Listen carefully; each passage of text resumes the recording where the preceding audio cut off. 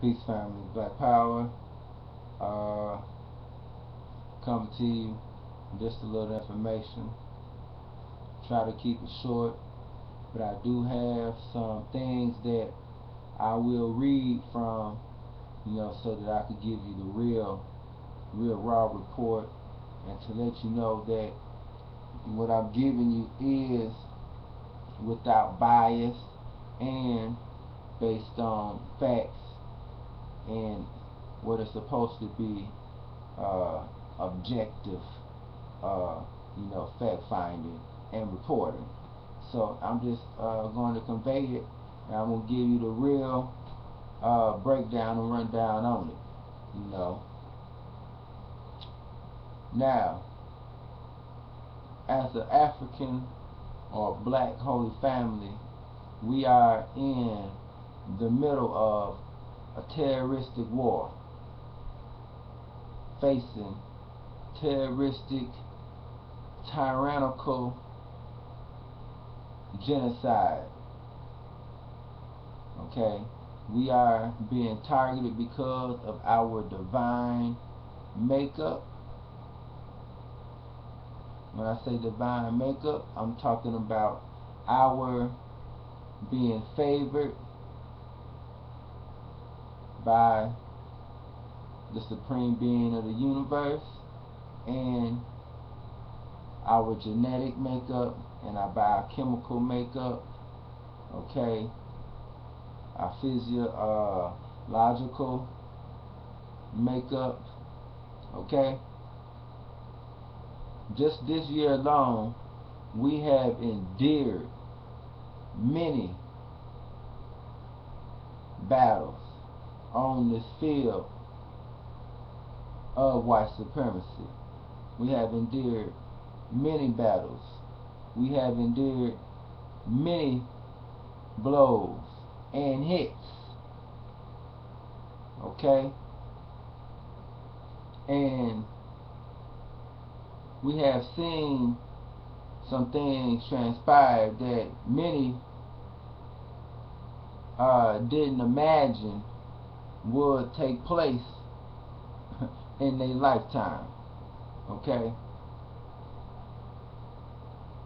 We are in the middle of history in so many ways repeating itself. And they are insulting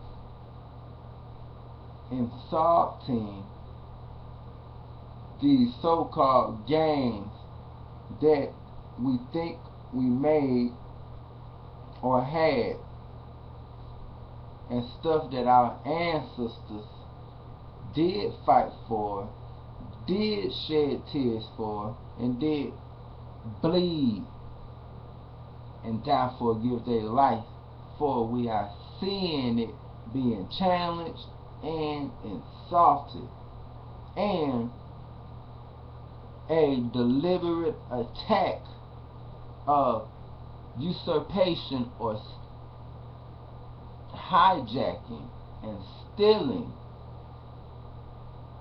from us.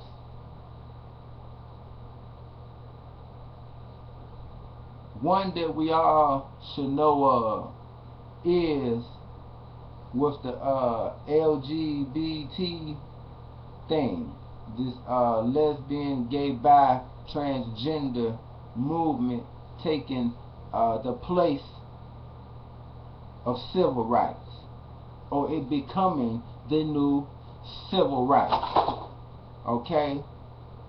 Then we have white females and other races that is being allowed to identify as minority getting full rides and full scholarships at historically black colleges. Okay? We have so much other stuff out there that's even taking the place of the Black Lives Matter campaign. Okay? So many things and usurpations going on. But I came across something today, and I can't believe it. You know, it's shocking to me. It's shocking to me. You know, but before I go on, praise be to the great spirit of the universe. Our honor be to the ancestors. Alright? Honor be to the ancestors. Always keep them up at our forefront, the front of our thoughts. Alright? And, you know, interact with them. You know, speak with them. Alright? I came across something today that was shocking to me, family. You know, and especially to my Minnesota families. It is shocking. Now, we cannot just passively allow this to happen. And, you know, I'm expressing myself through the medium, you know, of this video in attempts to reach others.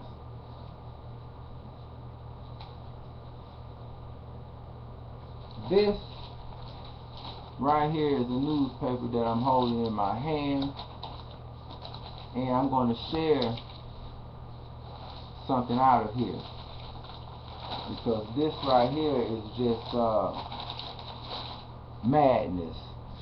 This is foolishness right here that I'm about to share with you, family, and it cannot be allowed. It has to be brought to the light, and it must be addressed, because I'll be damned if I don't say nothing about it. You know, I'll be damned if I just let this go by without speaking out about it, without pointing out the erroneous judgment. Erroneous judgment. This infiltration should not have occurred and should not have happened. Nowhere in the world that this black publication should give this body of people a voice to take what is ours, to play on our struggle and benefit from our ancestors' blood. No way. This right here, family, is a Minneapolis publication. This is the Insight News. Insight News, and this is July 13th through July 19th, 2015 edition, family. Very recent paper, Insight News. It's a free paper that you can find in the city. They have an article on page 5 titled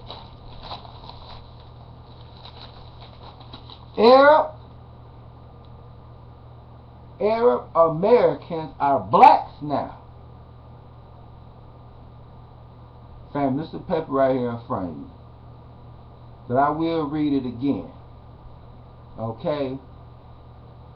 Because you may need to hear it again, even though the physical evidence is before you. You may need to hear it again because of the voice may bring you up out of your shock.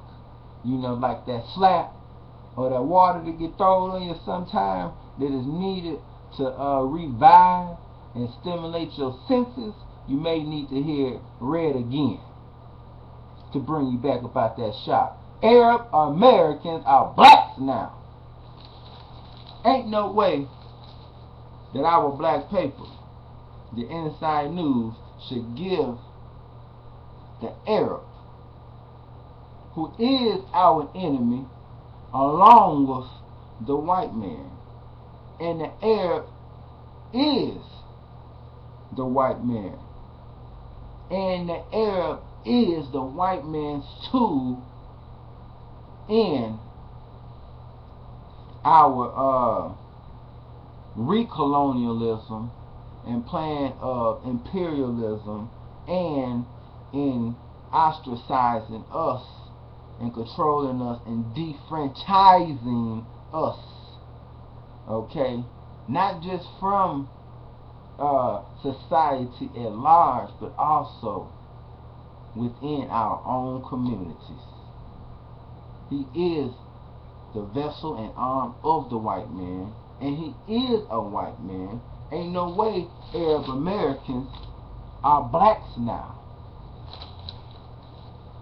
Now, this was written by Ahmed Thorwat, host of Arab American TV show Bel Adan. Inside News should not let this man penetrate no paper to make this ridiculous, laughable, insane proclamation or statement. Point blank.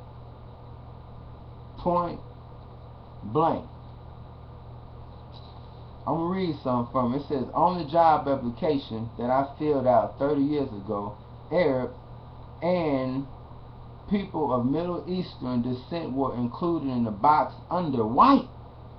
Under white. Lots of Arabs did not mind that and enjoyed the ride of white privilege, at least on paper. In the good old days, that is before the 9/11 tragedy, which changed the American psyche toward Arabs and Muslims forever. Arabs thought of themselves as invincible, and racism and racial profiling were just black issues, not theirs. Okay? But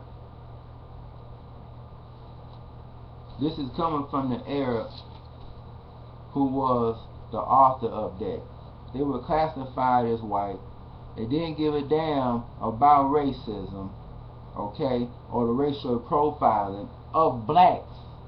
But now, what he's detailing and saying in the article is that due to post 9/11, that they are beginning to become harassed, discriminated against, and racial profiled. And now the Arab Americans are now blacks because in their eyes they're being treated like blacks. Okay?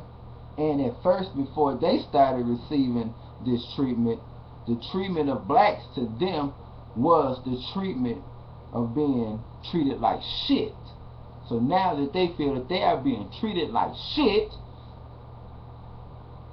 they are saying the Arab is now black. Okay? And this is bogus.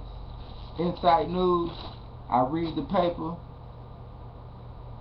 I support the paper, you know, and to my knowledge, you know, it's a black publication. You know, but other than that, that's not even a business right there. You know, got me thinking about something else, but that's really for another video. Got me thinking about grabbing this Sheikh Anta Diop book, Civilization of Barbarism, because he go in there. He go in that book in dealing with the Arab, you know, and his origin. Okay? But he's not that old. He's not that old, family. You know, blue eyes is the recessive gene, and blue eyes is only traced back 6,000 to 10,000 years ago. The Arab fits in that same time window of the white man. Same proximity of time. Alright? I'm going to move on along. In Minnesota, we have a strong push going on centered around gentrification. There's a very strong push of gentrification and at a high level of intensification. It's very intense, deliberate, steady, okay, and it has a lot of force behind it, and it's being implemented at just a rapid rate. Just a rapid rate is being implemented at a rapid rate. What is gentrification? What is gentrification? That's what we are going to explore.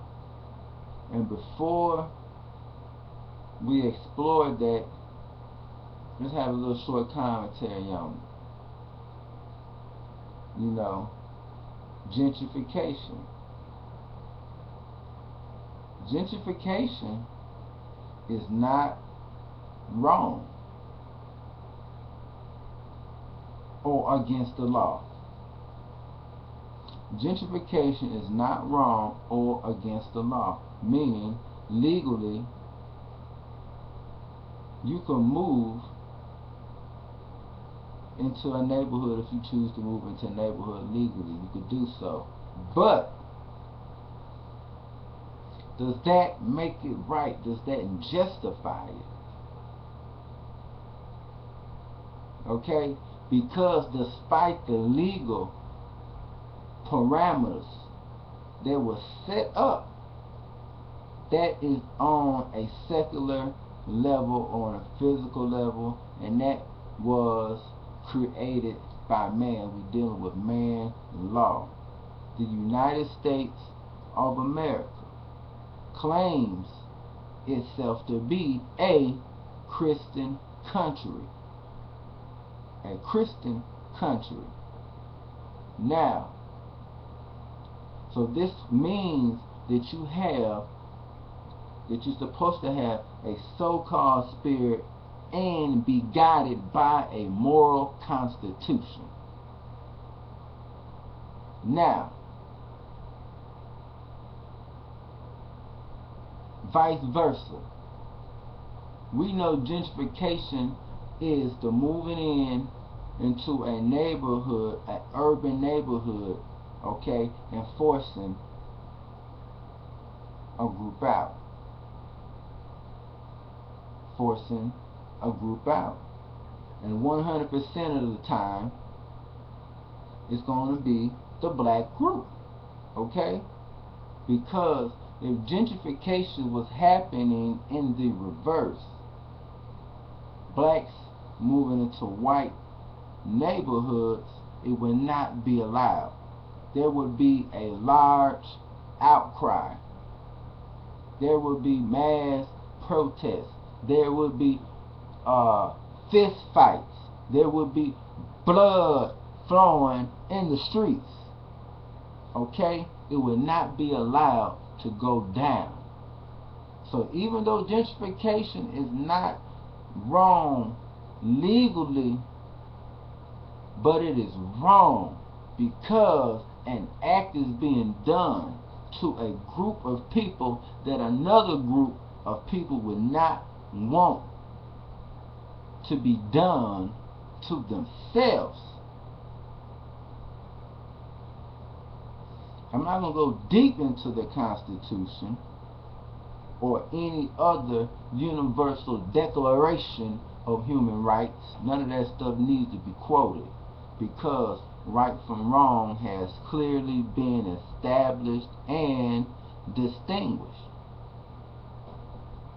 Okay? And the spirit of both of these doctrines that I quoted or named, both of their spirits speaks of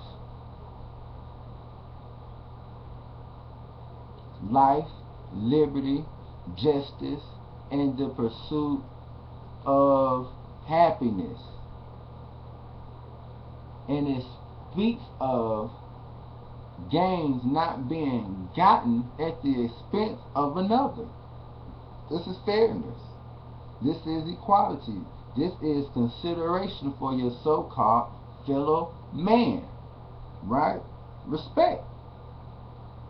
So, we have written rules and we have unwritten rules. Now, I'm going to get into the definition. I'm going to read the definition of gentrification. Coming from the Webster's New Universal Unabridged Dictionary. Webster's New Universal Unabridged Dictionary. Read the word gentrification. We're going to break it down together. Gentrification, the buying and renovation of houses and stores in deteriorated urban neighborhoods by upper or middle income families or individuals, thus improving property values but often displacing low income families and small businesses. An instance of gentrifying, the condition of being gentrified. Okay? Now, gentrification. Base definition of gentrification. Then we have the word gentry, because the gentrification comes from the word gentry. Okay? And the gentry represents a certain type of a being, the certain type of a person, or the certain type of a class that does the behavior or does the action. Gentry. Okay? So not anybody can practice gentrification. In order to practice gentrification, you have to have one thing. If you have one, then the other kind of goes hand in hand with it. And it is power. To practice gentrification, you must have power. Okay. So the Holy Black Family is not guilty of gentrification. Okay? Because we don't have the power. We are not empowered to do that. Now, breaking down this word gentry, it says well-born and well-bred people. Let me go on. Well-born and well-bred people. Definition 2 says, in England, the class below the nobility, an upper or ruling class, aristocracy. Those who are not members of the nobility but are entitled to a coat of arms, especially those owning large tracts of land. I'm going to break down gentry one more time. I'm going to read gentry once again. Gentry, well-born and well-bred people. In England, the class below the nobility, an upper or ruling class, aristocracy, those who are not members of the nobility but are entitled to a coat of arms, especially those owning large tracts of land. Okay. A coat of arms and large tracts of land. A ruling class from England that is below the nobility. Okay. The act of gentrification is an act of warfare. The act of gentrification is an act of physical aggression. The act of gentrification is terrorism. The act of gentrification is an outright violation of the spirit of the Constitution of the United States and the spirit of the Declaration of the Universal Constitution of Human Rights. Okay? And it shows a lack of respect for the fellow man. It shows a lack of regard for the life that they uproot, and it shows how they look at you. It shows how they view you, no matter how friendly they appear and they set themselves up to be with you. It shows you their true nature, and all the while how they look at you, how they view you. Okay? A relationship is way bigger than how somebody treats you while you are physically together. Okay? And my holy black family, we have to grasp that the relationship should not just be judged on how they treat you while they are physically with you. It should not just be judged on you being able to shake a hand with somebody, say hello to somebody at the workplace, share a lunch or a walk, or however you kick it with the white man. However you do it, however you rock, however it is you get down, you just cannot define the relationship with them based on the physical meeting. Okay? Now, we have to look at the white man's history. Okay? Because even though they were put out and brought over here, okay, a lot of them came over here to America via indentured servitude, okay, and eventually America had a little war with England. Okay, July 4th, 1776, when they won their independence. Okay, had a war. So, what I'm pointing out is that the whites who ended up over here from England, they still look at themselves as being the nobility and part of the noble class, even though they were so-called removed from it through coming to America. But they still identify themselves as being part of the noble class. Okay? And by them still identifying themselves as being part of the noble class, they feel that America is their England, so to say, and that they should be entitled to the land. Okay? So their goal is to create their new England, to create their new America. Okay? Their new America, or America, is their England, is their former home that they left.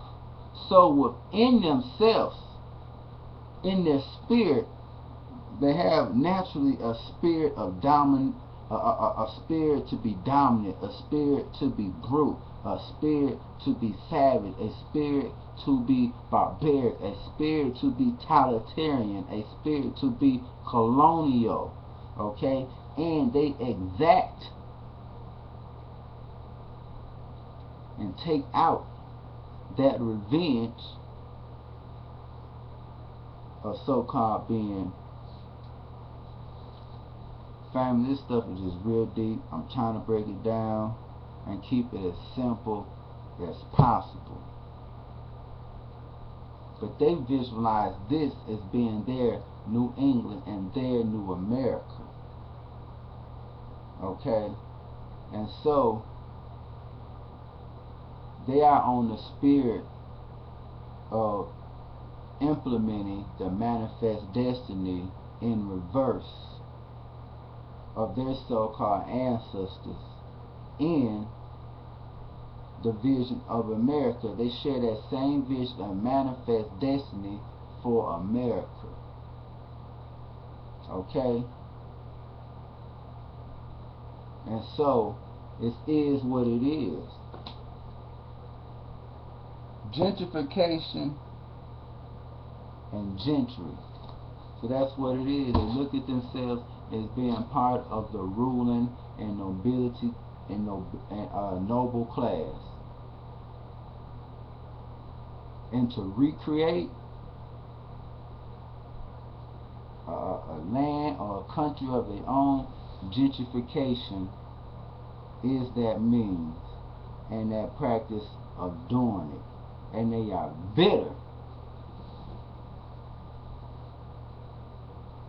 about what the hell happened to them. And so this is their England for them. Okay? Now I'm gonna move along. This is an article from the St. Paul Pioneer Press. It says, study, state air pollution is a killer. Study, state air pollution is a killer. And who is it killing, family? This is the Pioneer Press, dated July 14, 2015. Who is this air killing? Let's take a look at it. It says polluted air in the Twin Cities likely contributes to thousands of deaths each year, as state study estimates.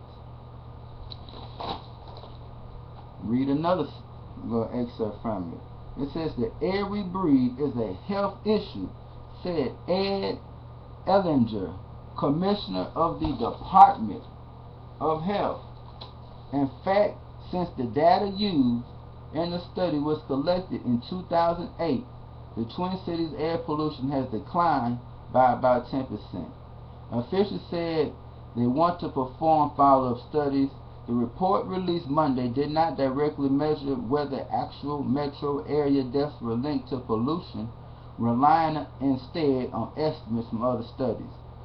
Those studies found much higher rates of death from certain vulnerable populations, including the elderly and children with uncontrolled asthma, but also minority populations and people living in poverty.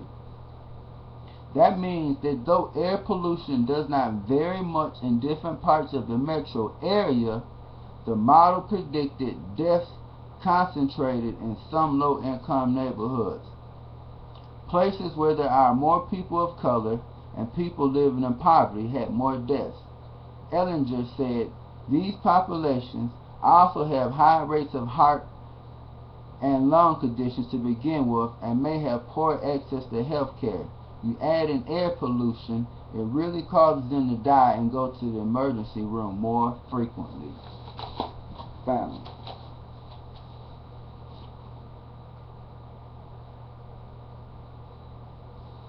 That is deep. 2,000 deaths is said per year due to air pollution, and it primarily affects low-income, minority, and the hoods, despite it really being no variance in air quality. So what is the distinguishing factors and what the hell is going on? The distinguishing factors, of course, would be wealth, the marginalization and the wealth gap, which whites approximately, they say, have a white household approximately have $111,000 in wealth, compared to approximately 4 to 6,000 for the holy black family. Okay, so we have the wealth gap. Okay, the income gap. Okay, so dealing with the money.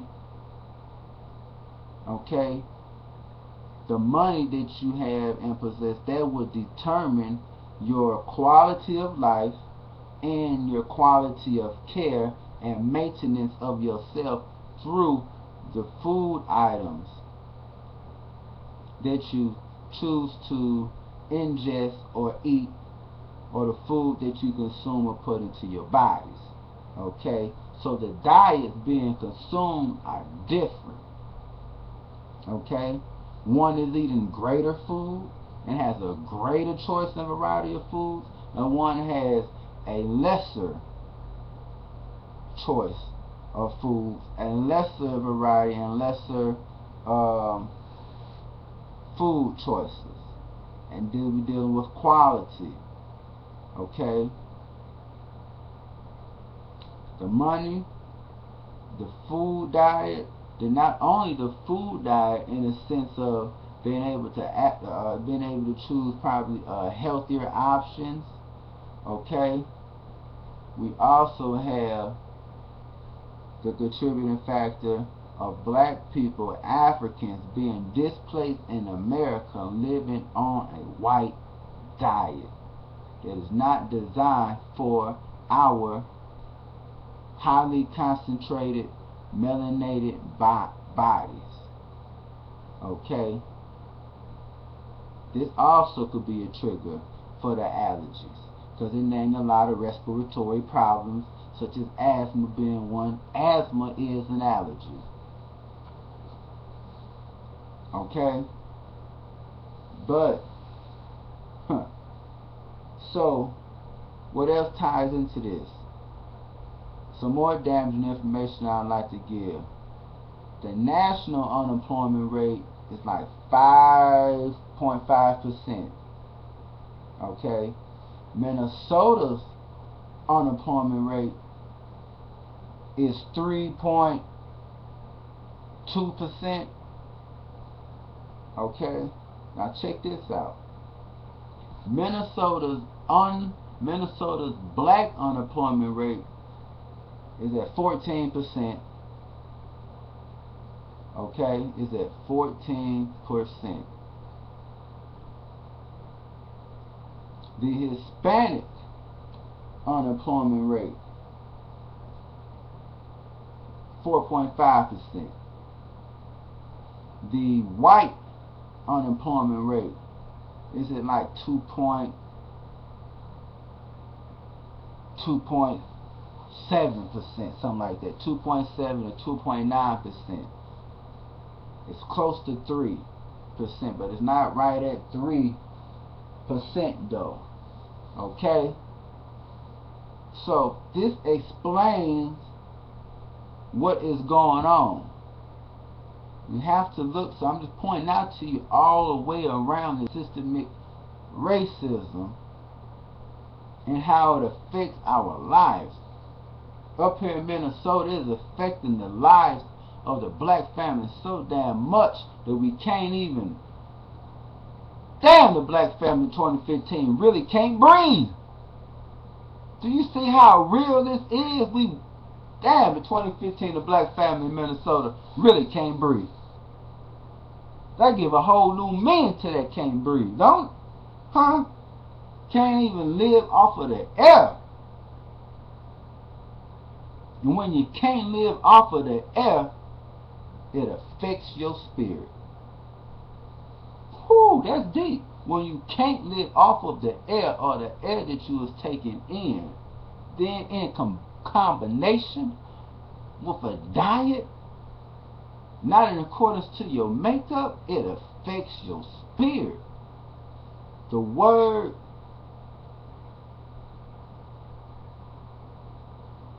for breath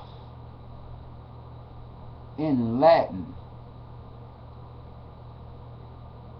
is spirare, okay, and it means breath. The etymology of the word spirit, it means breath. So just want to give the family a brief black report. Try to be brief as possible, but I had a considerable amount of information that I really couldn't condense and make short as possible. But family, man, I appreciate y'all, and you know, be on the lookout. Get your copy. Get your copy of the Holy Black Papyrus. You know, this is our book. Even though I'm the author of this, is our book, the Holy Black Papyrus.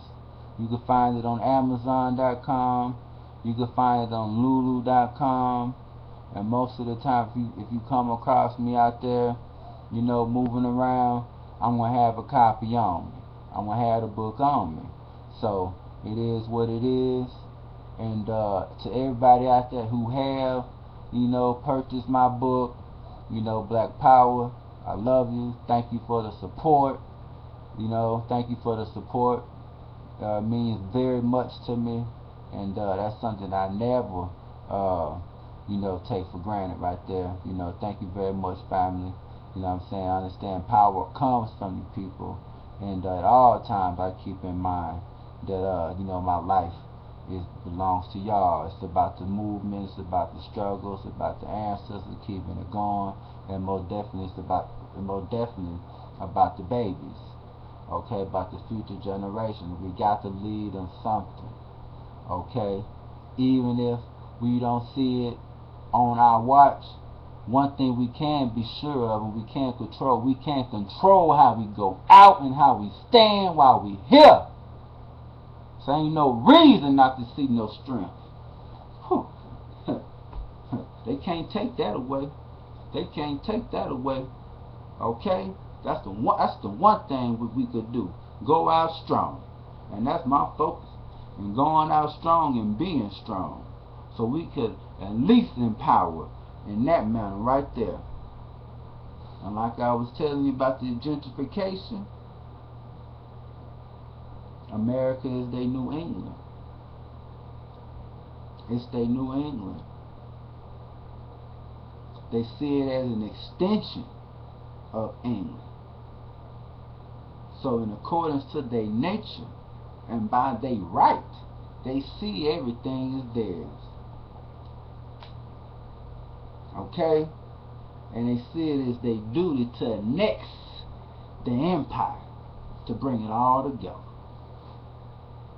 All this goes with the New World Order and all this goes with New World Order and world domination. Got to start making these connections and connecting these dots. With that, I'm about to get ready to go. Black Power. You know, I love you. It's all good, family. But like I said, we could be doing much better though.